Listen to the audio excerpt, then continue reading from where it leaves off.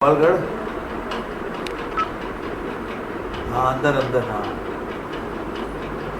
तो बिट्टू है। हाँ वो आगरा निकलना है ना स्वामी जी। तो बताया, कल ही बता दिया आपने, जी कल ही नोटिस दे दिया। इसमें क्या होगा फिर? गाड़ी मिल गई। हाँ गाड़ी मिल जाएगी।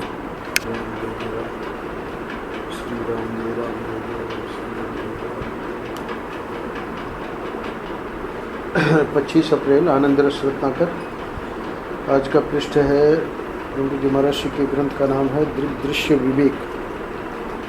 दृग्दृश्य विवेक वैसे तो वेदांत का ग्रंथ है और हम लोग अप्रैल के एंड में आ गए, इसका मतलब अब वेदांत का ही चलेगा। कल भी दृग्दृश्य विवेक है, फिर मुंडक सुधा मुंडक उपनिषद पे है, फिर मांडुक्य पे है, उसके बाद ध्यान और ज्ञान पे है, फिर श्वेता सूत्र पे। तो वेदांत के पृष्ठ शुरू हो गए 200-201। तो आज वैसे तो महाराज श्री 4 दृष्टि देंगे, एक धर्मात्मा की, एक भक्त की, एक कवि की और एक ज्ञानी की, और अंत में जो समाधान देंगे वो देंगे वेदांत की दृष्टि से। तो शुरू में बता रहे हैं कि कवि को भी मरने का डर नहीं है, धर्मात्मा को भी मरने का डर नहीं है, भक्त को भी मरने का डर नहीं है और ज्ञानी को भी मरने का डर नहीं है। कैसे? कह रहे हैं मृत्यु का भय बिल्कुल मन की कमजोरी है। कवि लोग तो कहते हैं कि मौत एक मीठा सपना है, यानी कवि लोग तो मरने से नहीं डरते।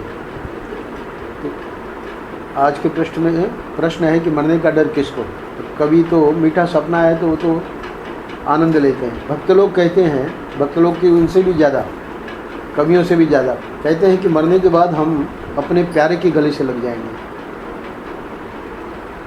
अभी तो वो हमारा प्यारा जो है वो वैकुंठ में है, गोलोक में है, जहाँ भी साकेत में है, कैलाश में है।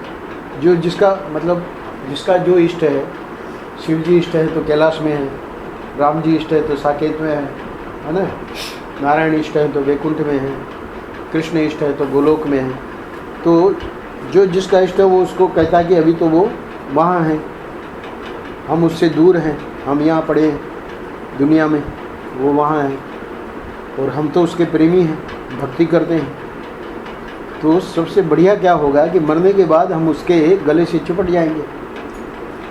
यही तो है, मतलब मरने के बाद ही तो ये काम बनेगा। तो इसलिए उनको भी, भक्त लोगों को भी मरने का डर नहीं है, बल्कि वो तो प्रतीक्षा करते हैं। नारद जी प्रतीक्षा करते थे।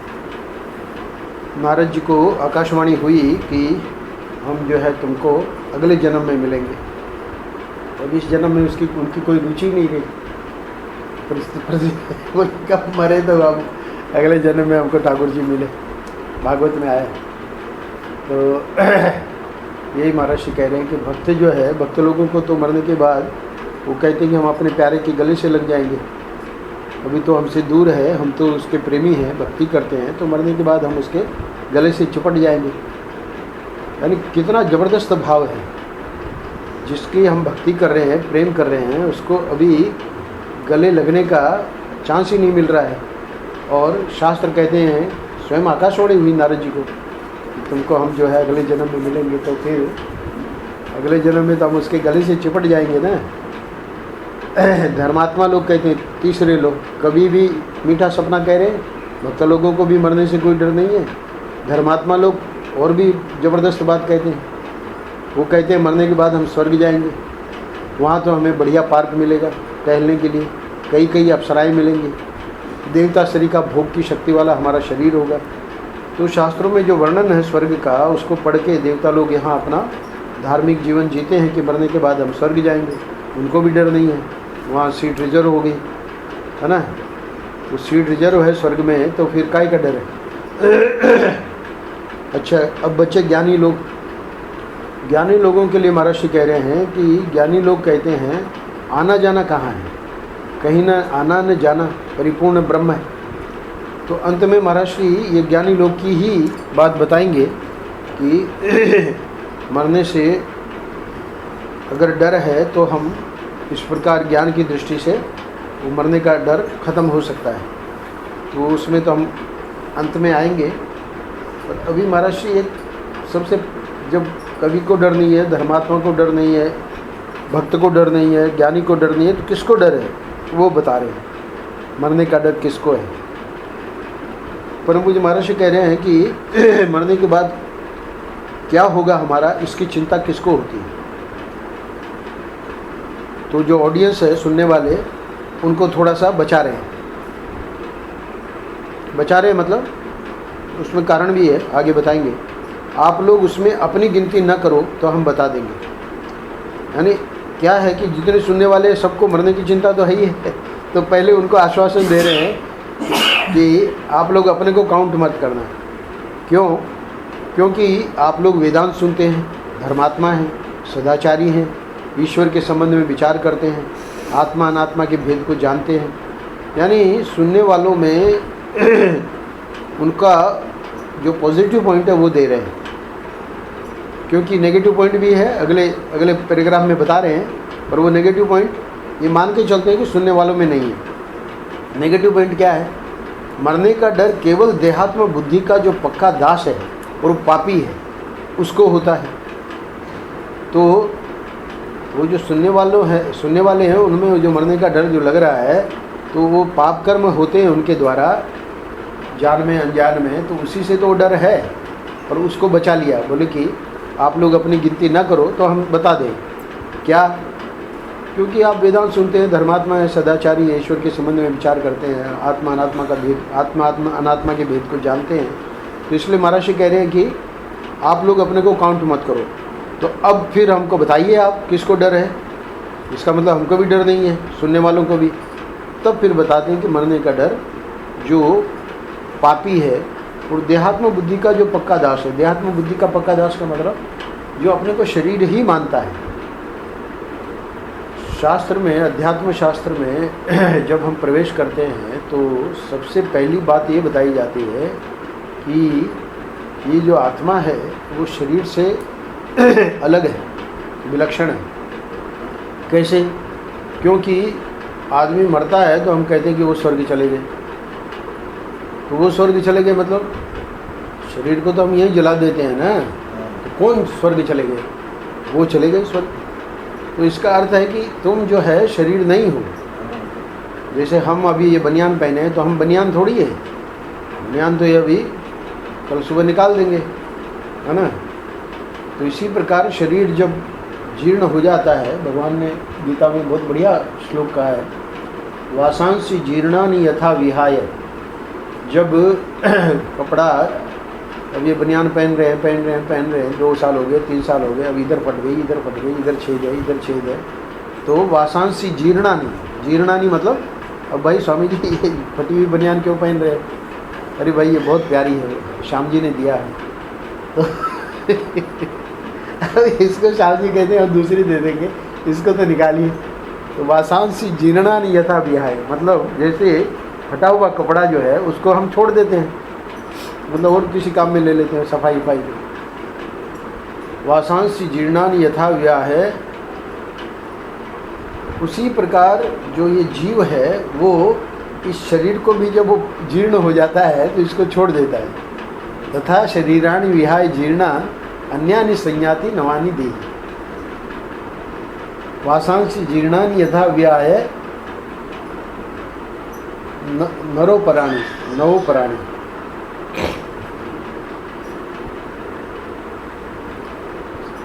तो जीर्ण देह को छोड़ देते हैं। जीर्ण, इसका अर्थ है कि हम शरीर नहीं हैं। तो महाराज यहाँ कह रहे हैं कि जो देहात्म बुद्धि के पक्के दास है, इसका मतलब मैं ये शरीर ही हूँ, तो ये वो डरते रहते हैं कि मैं मर जाऊँगा। तुम मर नहीं सकते। महात्मा लोग कहते हैं कि तुम मर नहीं सकते, तुम ऐसी चीज़ हो जो कभी नहीं मर सकते। जैसे लहर है, तो लहर को डर लग रहा है कि मैं मर जाऊँगी, तो बड़ी लहर उसको, छोटी लहर को उपदेश करती है। वहाँ उपदेश करने के लिए है नहीं ऐसा, पर महात्मा लोग ऐसे सुनाते हैं। मानो कि वो बेचारी डर रही है मैं मर जाऊँगी, तो गुरु है ना, बड़ी लहर गुरु है, तो गुरु का उसको छोटी लहर को गुरु माँ है, तो गुरु माँ जो है वो समझाती है छोटी लहर को कि बेटी तुम मरोगी नहीं। कैसे नहीं मरोगी, है ना। बोले कि तुम जो है जल हो, तुम पानी हो, तुम लहर नहीं हो। तो लहर के रूप में आकर और अपना आइडेंटिफिकेशन उस रूप में हो गया तो डर लगेगा। हमारा जो सच्चा स्वरूप है वो तो सच्चिदानंद है, वो कभी मर नहीं सकता है। वो इस समय ये नाम रूप लिया हुआ है, इधर बिट्टू के नाम से, इधर श्याम जी के नाम से, इधर मनोहरी के नाम से, इधर गोविंदानंद के नाम से। तो ये जो नाम रूप है वो तो जाएगा, तो उसको देहात्म बुद्धि का पक्का दास मतलब ये मैं यही हूँ और ये नहीं मरना चाहिए। तो देखो डॉक्टरों ने पूरा प्रयास किया, कहाँ बचा सके, सुरेश को नहीं बचा सके, लगता भी नहीं था कि वो चला जाएगा, है ना, इसी कोई बीमारी भी नहीं थी। पर जब समय आता है तो ये जो नाम रूप है वो तो हर व्यक्ति को, आज का प्रश्न बहुत इम्पोर्टेंट है, बल्कि डॉक्टर जेठी को जब ये लंग्स में फैल गया था तो मैंने 2 पृष्ठ महाराष्ट्र के आनंद रस रत्ना करके, एक तो ये आज का 25 अप्रैल का और एक आगे दिसंबर में शायद है, उसमें भी मरने के बारे में महाराष्ट्र ने समझाया है कि इससे डरने की कोई ज़रूरत नहीं है। तो वो मैंने कहा दोनों पृष्ठ को तो आप बढ़िया अच्छी तरह से पढ़ो और उसको आत्मसात कर लो, फिर मरने का कोई डर नहीं। तो ये महाराष्ट्र बता रहे हैं कि जो पापी है, तो पापी आदमी तो डरेगा ही डरेगा। क्यों डरेगा? क्योंकि सब गलत काम कर रहा है ना, तो गलत काम कर रहा है तो उसको लगेगा कि मुझे तो उसका दंड मिलेगा, है ना। पढ़ रखा है शास्त्रों में नरक जाना पड़ेगा, तो बेचारा डरता है। क्योंकि यहाँ हम लोग तो इसलिए नहीं डर रहे हैं कि भाई सच्चिदानंद जो आत्मा है वो मेरा स्वरूप है, और वो जो है अपने को जीव भी अगर मान रहा है, समझो शरीर नहीं मान रहा है, मैं जीव हूँ, मैं मरूंगा नहीं, तब भी तो मैं मर के नरक जाऊंगा ना। ये देखिए स्वर्ग वाले का तो महाराज ने कहा है कि उसको डर नहीं है, धर्मात्मा को, पर पापी के लिए कह रहे हैं कि उसको डर है ना। क्यों? क्योंकि पापी नरक जाएगा ना, तो भले ही उसको पता है कि मैं मरूंगा नहीं, मतलब ये शरीर ही मरेगा, मैं नहीं मरूंगा, पर वो चूँकि पाप किया है इसलिए उसने, उसका डर उसको है कि यहाँ तो मैं बच गया, है ना, यहाँ तो सरकार को भी धोखा दे दिया, मित्रों को भी धोखा दे दिया, है ना, सबको, सबसे मैंने बहुत, मतलब मेरी बुद्धि बहुत तेज है, इनकम टैक्स वाले भी नहीं पकड़ पाए, कोई नहीं पकड़ पाए, पर वो जो पाप किए हैं उससे उसको डर है। पापी को ही यह डर होता है कि मरने के बाद हम नरक में जाएंगे। देहात्म, देह में, देहात्म का अर्थ समझा रहे हैं। देहात्म क्या अर्थ है? देह में जिसका मोह है ना। आत्मा मतलब देह को ही जो आत्मा मान रहा है, तो देह में जिसका मोह है ना। एक होता है कि पुत्र को ही अपना आत्मा मान रहा है कि पुत्र को कुछ हो गया, मेरे को ही कुछ हो गया, मतलब, है ना। तो सभी माताओं का ऐसा ही है, पुत्र को कुछ हो गया तो मेरे को ही कुछ हो गया, जबकि पुत्रों को माता के लिए नहीं है। पुत्र जो है वो तो ब्रेक हट के अपना आनंद लेते हैं, और माता का हृदय देखिए, कुछ भी हो जाए, पता लग जाए, है ना, कितनी चिंतित हो जाएगी। ऐसा होता ही है प्रेम में, तो ऐसा नहीं है पुत्र को नहीं होता है, पुत्र को भी होता ही है। तो देहात्म का मतलब है देह को आत्मा मान रहा है, देह ही मैं हूँ। वहाँ पुत्र को क्यों, पुत्र के प्रति मोह है, पुत्र मैं ही हूँ, बात भी ठीक है, माँ का ही अंश है, पिता का ही अंश है पुत्र। तो इसी प्रकार जब तक हम देह को ही मैं मान रहे हैं, देह में जिसका मोह है, उसको ये डर होता है कि हाय हाय ये सब हमारा बना बनाया छूट जाएगा, हैं। तो ये तो बिल्कुल सच्ची बात है। इसलिए ये कहते हैं महात्मा लोग कि अपने इसी जीवन में एक ऐसी व्यवस्था कर लेनी चाहिए कि इसका डर बिल्कुल न रहे कि हमारा बना बनाया छूट जाएगा। तो कैसे डर नहीं रहेगा? क्योंकि बना बनाया तो छूटेगा ही। बोले कि एक और राज्य बना ले। ये तो बनाया साईं के और महाराष्ट्र के साथ एक जो अपना अब संबंध हो गया है, उससे भी एक बढ़िया सा अपना साम्राज्य बना ले। ये तो साम्राज्य बन गया, क्या क्या बना, सुख सदन बन गया, है ना, उधर की प्रॉपर्टी, इधर की प्रॉपर्टी, फलानी प्रॉपर्टी, ढिकानी प्रॉपर्टी, है ना, दुनिया भर की हो गई। पर ये जो साईं का उत्सव आता है और उसमें हम लोग जो अपना वो साम्राज्य बनाते हैं, अथवा ये प्रतिदिन के सत्संग से जो हमारा ये साम्राज्य बन रहा है, इस साम्राज्य की ये विशेषता है कि उसको अब डर नहीं लगेगा। तो देह को शरीर मानने वाला, देह को ही आत्मा मानने वाला, शरीर को ही आत्मा मानने वाला, उसको डर लगेगा। क्यों लगेगा? क्योंकि ये सब बना बनाया हमारा चला जाएगा। और वही जब अगर भक्त बन गया तो भक्त वो ऊपर ही आ गया, महाराज ने लिख दिया। क्यों? क्योंकि ऐसा थोड़ी है कि ये ओवरनाइट हो गया। भक्त लोग कहते हैं मरने के बाद हम अपने प्यारे के गले से लग जाएंगे, अभी तो वह वैकुंठ में है, गोलोक में है, मुझसे दूर है, हम तो उसके प्रेमी हैं, भक्ति करते हैं। ये अंडरलाइन करना पड़ेगा। क्यों? क्योंकि ये जो है हम तो उसके प्रेमी हैं, भक्ति करते हैं, ये नया साम्राज्य बन रहा है इस व्यक्ति का, खाली बोलने से नहीं, वो कर रहा है, भक्ति कर रहा है, प्रेम उसका उसी में है। तो ये साम्राज्य का भी प्रेम है, पर वो गौण है। वो तो बस भाई शरीर के लिए चाहिए कोई सुख सदन स्वामी जी कहते रहते हैं। तो क्या हम आपके स्वामी जी भी तो गोपालगढ़ में पढ़े हैं? आप क्या पेड़ के नीचे बैठे हो क्या? पूछ सकते हैं ना भाई, पहले तो महात्मा लोग रहते थे पेड़ के नीचे, आप तो यहाँ फर्स्ट क्लास अपना बना के रखे हो और हमारे ऊपर टिप्पणी करते रहते हो। तो कहने का मतलब ये है कि देह की सुरक्षा के लिए व्यक्ति रहेगा, पर उसके लिए उसकी वो दुखी नहीं होगा। क्यों? क्योंकि देहात्म यानी देह में जिसका मोह है, उसको ये डर होता है कि हाय हाय ये सब हमारा बना बनाया छूट जाएगा। यानी इसने ये दूसरा साम्राज्य बनाया नहीं ना, प्रेम किया नहीं, भक्ति करी नहीं, सत्संग करी नहीं, इसलिए ये डर रहा है। तो ये इसकी व्याख्या इसलिए अपेक्षित है कि क्यों डर लग रहा है।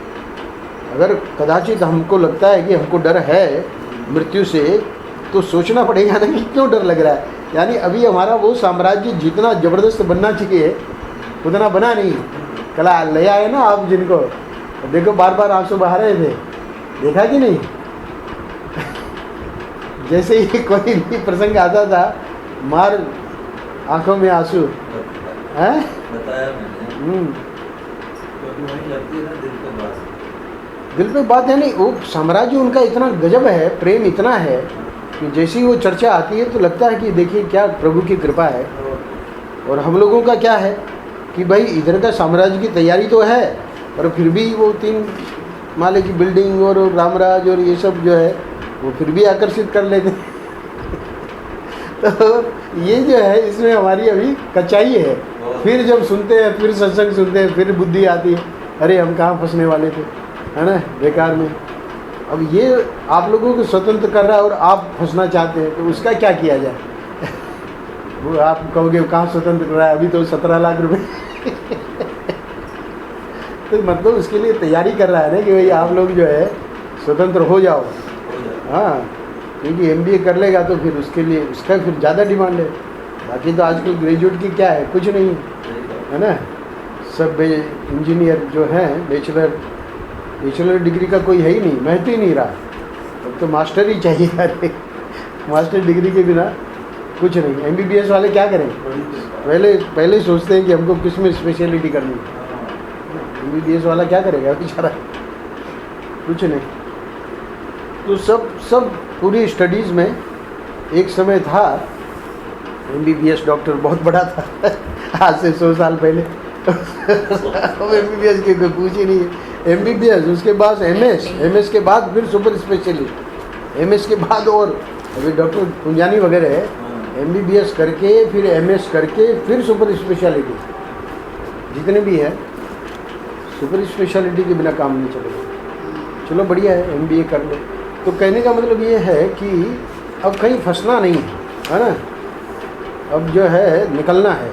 भगवान जो है मुक्त कर रहे हैं, यानी जिम्मेदारी से हटा, कह रहे हैं कि अब जिम्मेवारी छोड़ो। और व्यक्ति और पकड़ लेता है, नहीं, अभी ये पकड़ना है क्या, भक्ति। हम तो उसके प्रेमी हैं, भक्ति करते हैं। वो आप कह सकते हैं भाई हम भी तो भक्ति करते हैं, चाहे गोपालगढ़ आते हैं, आपको दिखता नहीं है। हाँ भाई हम मानते हैं, पर ये गोपालगढ़ वाली जो है वो तो एक रूटीन हो जाती है। इसके बाद में घूमने चले जाएंगे, थोड़ा सा बैठ लेंगे, आनंद रस अपना कर सुन लेंगे, क्या है ना, रिकॉर्ड तो होता ही है, फिर सुन लेंगे। अभी तो बहुत सारे काम है ना, रिकॉर्डिंग होती है। तो ये महाराज जी इसका भी मना करते थे, बोले कि जब रिकॉर्डिंग होती है तो उसमें क्या है व्यक्ति उतना कंसंट्रेट नहीं करता है, दूसरी चीज़ें सोचता रहता है। क्यों, ये तो होता ही है, रिकॉर्डिंग हो रहा है, सुन लेंगे, है ना। यानी जितना उसको वहाँ कंसंट्रेशन करना चाहिए वो नहीं कर रहा है। क्यों नहीं कर रहा है? रिकॉर्डिंग हो रही है, सुन लें। और वो सुनना नहीं है कभी भी, वो वहीं पड़ा रहेगा उसी में। ये भी मज़ेदार बात है। तो बहुत कठिन है ये। तो साम्राज्य बनाने वाले जो हैं वो तो कहते हैं कि भाई नहीं, एक अक्षर भी नहीं छूटना चाहिए। अक्षर क्या, अभी तो पहली आए, उसके पहले ही आगरा जाने की तैयारी है। तो यार कब ये बंद करें तो कब हमारा सवार तो यही हो गया। ये साम्राज्य ऐसे नहीं बनता है, इसमें तो कुछ नहीं, हमको कहीं जाने का मतलब ही नहीं है। स्वामी जी आप करिए अपना, है ना, जो आपको सुनाना है सुनाइए, हमको कहीं नहीं जाना है, तब जाके उसका मज़ा आवे। और यहाँ तो पहले से ही सब प्रोग्राम बने हुए हैं।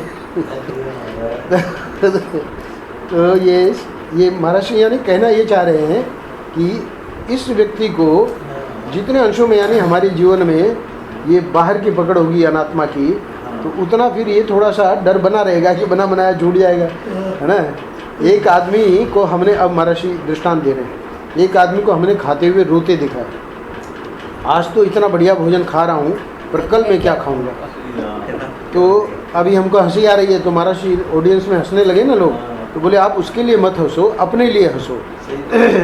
यानी ऑडियंस को कह रहे हैं कि आप लोगों की भी यही स्थिति है, खाता जा रहा है और कल के लिए रो रहा है, माने वर्तमान के भोजन का उसको कुछ आनंद ही नहीं है। तो ईश्वर की दी हुई वस्तु है, उसका वह आनंद नहीं ले रहा है। वह यह सारा दुख दारिद्र्य हमारी भूल में से निकलता है। तो अब महर्षि उसका वो दे रहे हैं। मैंने कहा ना, एंड वाले पैराग्राफ में बताएंगे ज्ञान की दृष्टि से कि कैसे हम वो मरने से न डरें। तो बता रहे हैं कि इसमें कारण क्या है। सारा दुख दारिद्र्य हमारी भूल में से निकलता है। तो कारण बता रहे हैं, भूल का मतलब अज्ञान। तो अज्ञान क्या है उसको समझा रहे हैं। ये भ्रांति है, और भ्रांति दूर होगी समझदारी से, श्रवण से।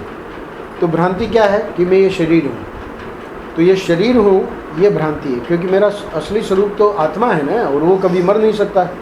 तो बोले कि अब ये कैसे, मतलब ये भ्रांति जो है मैं शरीर हूँ, ये कैसे दूर होगी। तो बोले श्रवण से। श्रवण से मतलब जब महात्माओं से सुनोगे, तो सुनने का मतलब सुन तो रहे हैं, कई वर्ष हो गए सुन रहे हैं।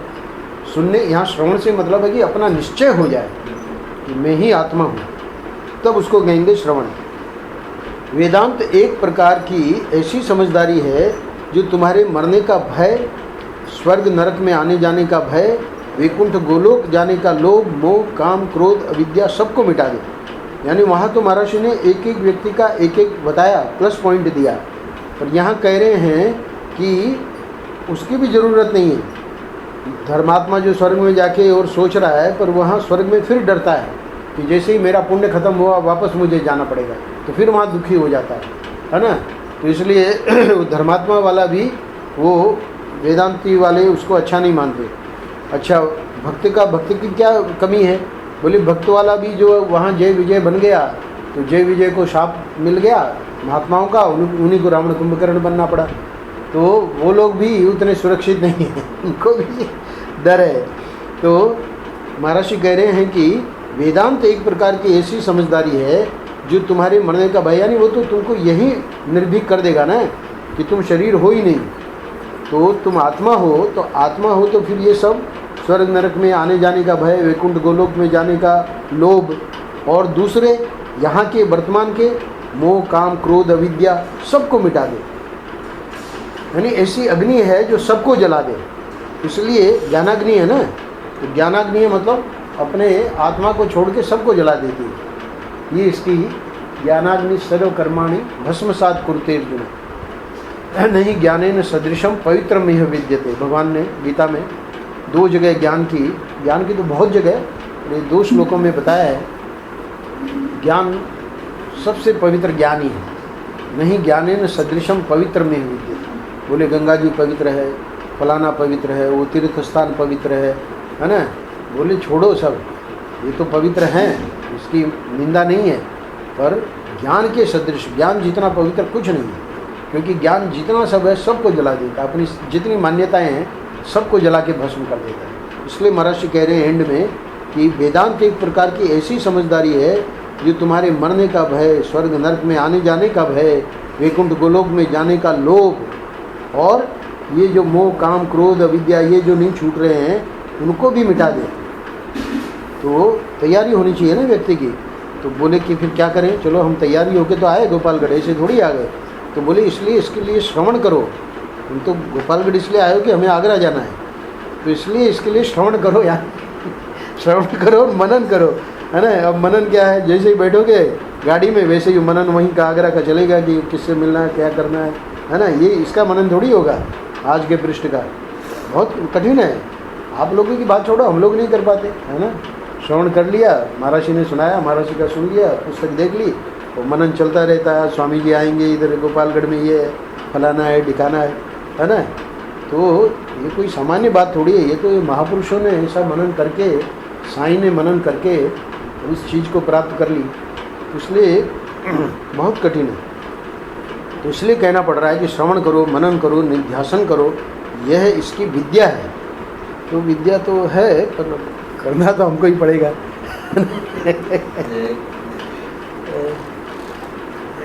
वो दे रही थी, हमने कहा बाद में एंड में लेंगे। थोड़ा बिट्टू को भी दे दो, आप लोग भी थोड़ा थोड़ा ले लो।